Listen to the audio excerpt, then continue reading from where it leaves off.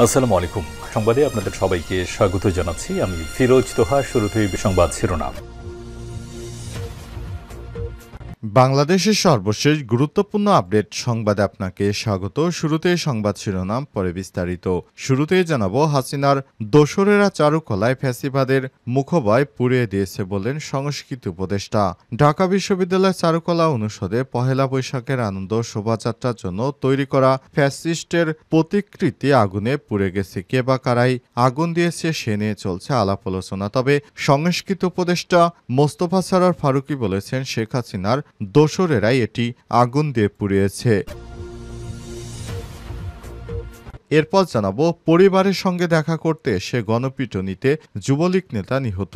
নোয়াখালীর কোম্পানীগঞ্জ উপজেলার চরহাজারী ইউনিয়নের পরিবারের সঙ্গে দেখা করতে এসে গণপিটুনিতে আব্দুল কাদের মিলন নামে এক আওয়ামী লীগের যুবলীগ নেতার মৃত্যু হয়েছে। শনিবার 12 এপ্রিল ঢাকায় নেয়ার পথে তার মৃত্যু হয়। এর আগে শুক্রবার রাতে চর পার্বতী 2 নং ওয়ার্ডের হাজারীহাট সংলগ্ন বালিকা উচ্চ বিদ্যালয়ের পাশে তাকে গণপিটুনি দেয় দুর্বৃত্তরা।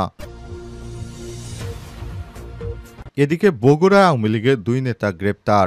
বগুড়ায় কাহালু উপজেলা আওয়ামী লীগের সভাপতি হেলাল উদ্দিন কবিরাজ 65 ও তার ছেলে উপজেলা আওয়ামী লীগের সহসভাপতি সুরুজ উদ্দিন কবিরাজ 40কে গ্রেপ্তার করেছে বগুড়া জেলা গোয়েন্দা পুলিশ। শনিবার 12 এপ্রিল ভোরে রাজধানীর আদাবর এলাকা থেকে তাকে গ্রেপ্তার করা হয়।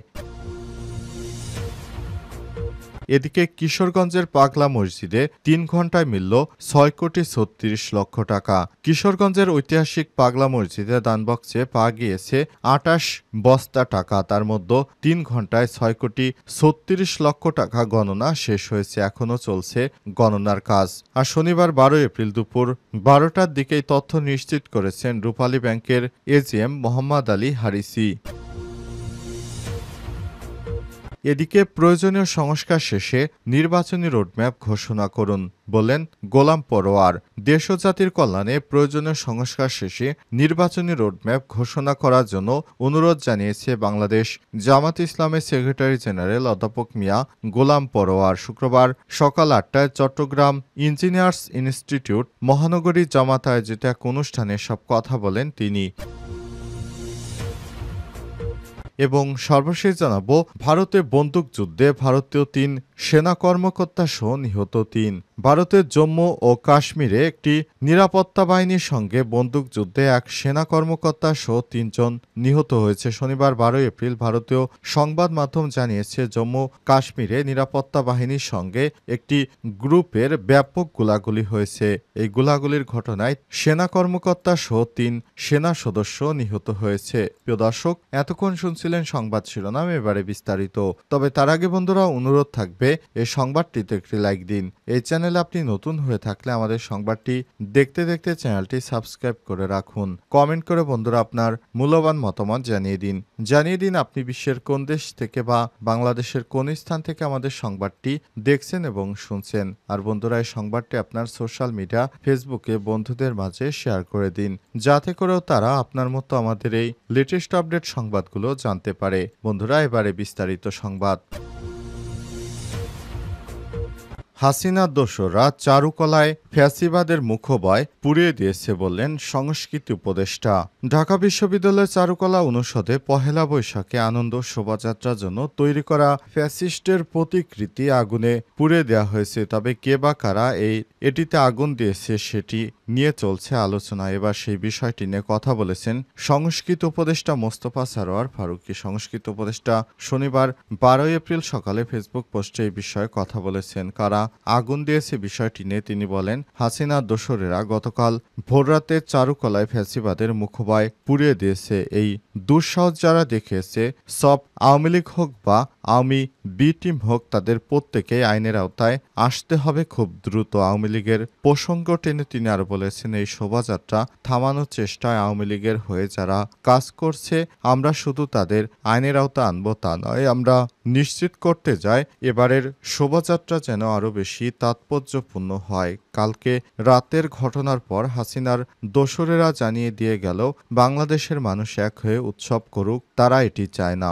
আমরা এখন আরও বেশি ডিটারমাইন্ড এবং আরও বেশি সংখ্যায় অংশ নিব বলে জানান তিনি। জুলাই আন্দোলনে ফারুকী আরও বলেছেন, গত কিছুদিনে জুলাই আন্দোলনের পক্ষের অনেকেই বলেছিলেন এবারের শোভাযাত্রা সবচেয়ে অন্তর্ভুক্তিমূলক এবং ভিন্ন রকমের হচ্ছে।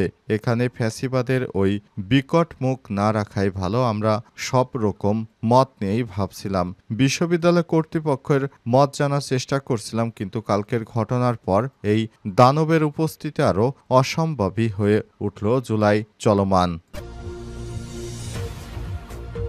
পরিবারের সঙ্গে দেখা করতে এসে গণপিটুনিতে যুবলীগ নেতা নিহত। নোয়াখালীর কোম্পানীগঞ্জ উপজেলার চরহাজারী ইউনিয়নে পরিবারের সঙ্গে দেখা করতে এসে গণপিটুনিতে আব্দুল কাদের মিলন নামে এক যুবলীগ নেতার মৃত্যু হয়েছে। শনিবার 12 এপ্রিল সকালে ঢাকায় নেওয়ার পথে তার মৃত্যু হয়। এর আগে শুক্রবার রাতে চর পার্বতী 2 নং ওয়ার্ড হাজারী হাট সংলগ্ন বালিকা উচ্চ বিদ্যালয়ের পাশে তাকে গণপিটুনি দেয় দুর্বৃত্তরা। নিহত আব্দুল কাদের মিলন উপজেলা চরহাজারী ইউনিয়ন যুবলীগের সাধারণ সম্পাদক ছিলেন। তার বাবার নাম মোহাম্মদ ইসমাইল, তিনি 5 নং ওয়ার্ডের বাসিন্দা।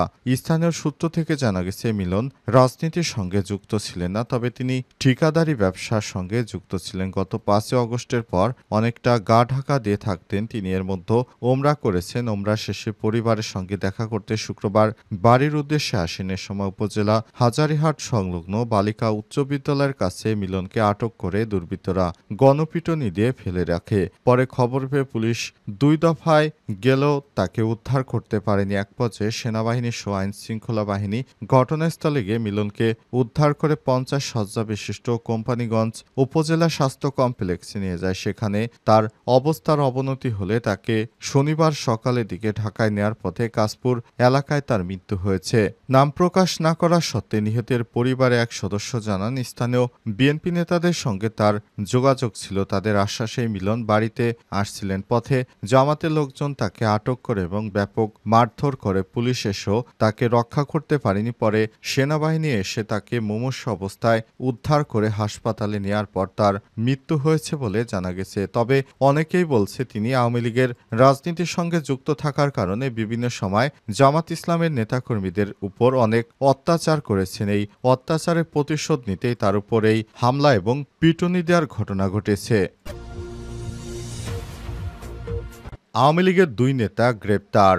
বগুড়ার কাহালু উপজেলা আওয়ামী লীগের সভাপতি হেলাল উদ্দিন কবিরাজ 65 ও তার ছেলে উপজেলা আওয়ামী লীগের সভাপতি সুরুজ উদ্দিন কবিরাজ 40-কে গ্রেপ্তার করেছে বগুড়া জেলা গোয়েন্দা পুলিশ। শনিবার 12 এপ্রিল ভোরে রাজধানীর আদাবর এলাকা থেকে তাদেরকে গ্রেপ্তার করা হয়। গ্রেপ্তারের বিষয়টি নিশ্চিত করেছেন বগুড়া অতিরিক্ত police super media Suman Ranjan Sarkar. তিনি জানান, গত 5 আগস্ট আওয়ামী লীগ সরকারের পতনের পর হেলাল উদ্দিন কবিরাজ ও তার ছেলে সুরুজ উদ্দিন কবিরাজ আত্মগোপনে ছিলেন। বৈষম্যবিরোধী ছাত্র জনতার আন্দোলনে হামলার অভিযোগে হেলাল উদ্দিন নামে 5টি এবং তার ছেলে সুরুজ উদ্দিনের নামে 4টি মামলা রয়েছে। তিনি আরও জানান, হেলাল উদ্দিন কাহালু পৌরসভার সাবেক মেয়র এবং তার ছেলে সুরুজ উদ্দিন কবিরাজ কাহালু উপজেলা পরিষদের সাবেক চেয়ারম্যান হিসেবে ছিলেন। তারা ঢাকা আদাবর এলাকায় আত্মগোপন করেছিলেন। গোপন সংবাদের ভিত্তিতে বগুড়া জেলা গোয়েন্দা পুলিশের একটি দল ঢাকায় গিয়ে তাদেরকে গ্রেপ্তার করে গ্রেপ্তারকৃত 2 জন বগুড়ায় আনা হচ্ছে বলে জানান তিনি। পাগলা মসজিদে 3 ঘণ্টায় মিলল 6,36,00,000 টাকা। কিশোরগঞ্জের ঐতিহাসিক পাগলা মসজিদের দানবক্সে পাওয়া গিয়েছে 28 বস্তা টাকার মধ্যে 3 ঘণ্টায় 6,36,00,000 টাকা গণনা করা হয়েছে। এখনও চলছে গণনার কাজ। শনিবার 12 এপ্রিল দুপুর 12টার দিকে এই তথ্য নিশ্চিত করেছে রূপালী ব্যাংকের এজিএম মোহাম্মদ আলী হারিসি। তিনি আরও জানান, আজ সকাল 7টায় দানবক্সগুলো খোলা হয়। পরে বস্তায় ভরে মসজিদের 2য় তলার মেঝেতে এনে সকাল 9টায় গণনা শুরু হয়। সেই হিসেবে ৩ ঘন্টায় ৬,৩৬,০০,০০০ টাকা গণনা করা হয়েছে। এই টাকাগুলো নিরাপত্তার মাধ্যমে রূপালী ব্যাংক কিশোরগঞ্জ শাখায় পাঠানো হচ্ছে। মসজিদ ব্যবস্থাপনা কমিটির সদস্য, মসজিদ কমপ্লেক্সে অবস্থিত মাদ্রাসা ও এতিমখানা শিক্ষক-শিক্ষার্থী, পার্শ্ববর্তী জমিয়া এমদাদিয়া মাদ্রাসার শিক্ষার্থী, রূপালী ব্যাংক কর্মকর্তা-কর্মচারীসহ ৪ শতাধিক জনের একটি দল এই ২৮ বস্তা টাকা গণনার কাজে অংশগ্রহণ করেছে। এখনও টাকা গোনা শেষ হয়নি। তবে সর্বশেষ আমাদের হাতে পাওয়া তথ্য অনুযায়ী সেখানে ৩ ঘন্টা টাকা গুনে ৬,৩৬,০০,০০০ টাকা গোনার কাজ শেষ হয়েছে। সেখানে অতিরিক্ত সেনা সদস্য মোতায়েন করা হয়েছে। এছাড়াও রয়েছে পুলিশ সদস্য, এপিবিএন সদস্য সহ বিভিন্ন আইন শৃঙ্খলা রক্ষাকারী কর্মকর্তারা।